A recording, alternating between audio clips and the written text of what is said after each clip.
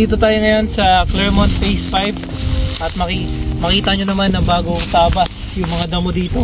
Nililis talaga namin dahil meron tayong replanting bukas November 21, 2024. Magtatanim tayo ng mga puno. Alright? So explain ko rin yung mga new lots natin dito na available dahil kaka-sold out lang ng mga corner lots nung diniscuss ko nung nakaraan. Sold out na po sila. So yung mga available natin ngayon is mga inner lots. Alright? So dito sa block 1 kung saan ako nakatayo ngayon, yung dalawang makadikit na to hanggang doon sa may poste is available. So maganda to dahil malapit lang tayo sa main gate. So ito po yung main gate. Saka yung clubhouse, malapit din tayo sa clubhouse. So mamaya pupuntahan natin yung clubhouse guys, no? And tingnan nyo naman, makita nyo yung sa likod yung Mount Arayat. So ganyan po yung maganda yung view dito. So dito nga pala sa Clermont may sariling main gate and clubhouse yung mga faces, lalo na tong clubhouse, lalo na tong Clermont Phase 5. And tara, libutin natin sila and tingnan.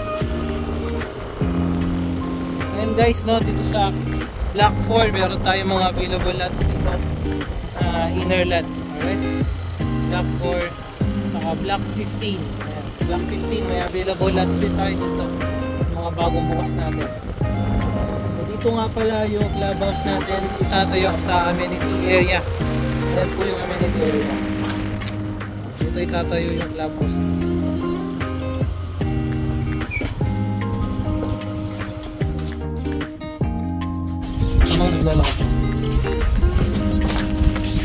So habang hindi pa tinatayo yung clubhouse saka main gate, mas recommend ko na mag-invest na tayo dahil pag tinayo na yung clubhouse saka main gate dito, iba na po yung presyo niya, iba na po yung value niya. Ayan, makita natin dito yung Mount Arayat. So pag nagpatayo tayo ng bahay, kita-kita natin yung view na yan.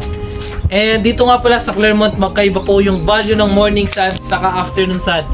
At kung sa mga may experience na, alam na natin na mas mataas yung value ng morning sun kesa sa afternoon sun. Alright? Pero sa mga gustong makatipid at gustong makakuha ng magandang value, dun tayo sa afternoon sun siyempre. Marami tayong available dyan. So tara, libutin na natin yung mga bahay sa Clermont Phase 1 and Phase 2. Saka yung clubhouse doon. Punta muna natin yung clubhouse sa Phase 3. Dahil yung iba, mga phases dito, may mga clubhouse tayo. Tara!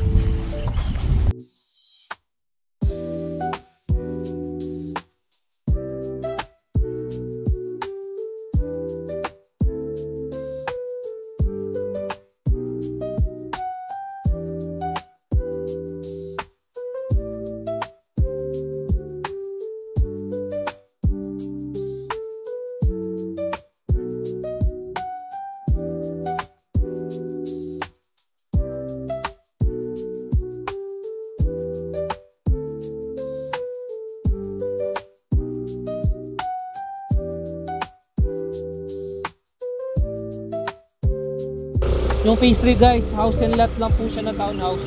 Wala pong residential lot dito. So may sarili siyang clubhouse. So nakatayo na yung clubhouse.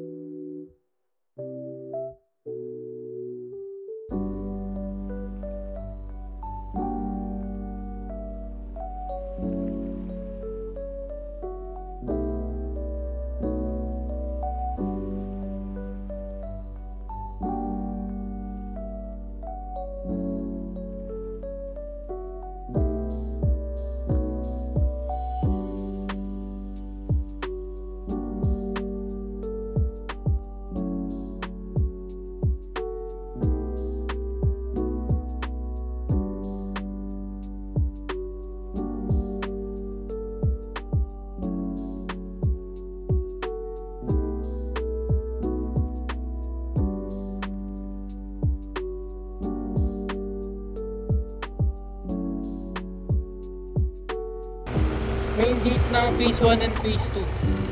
So may sarili tayo main gate.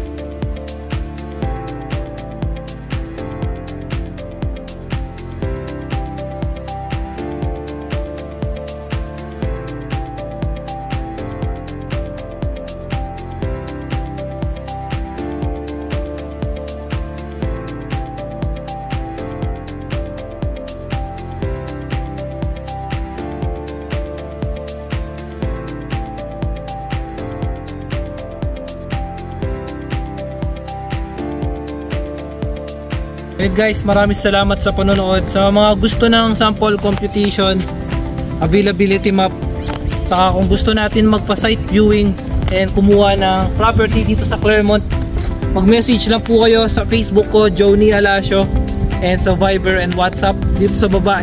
Kontakin nyo lang po yan, tawagan nyo po kung gusto nyo. And tara na, punta na natin and mag-invest na tayo dito sa Claremont by Philinvest.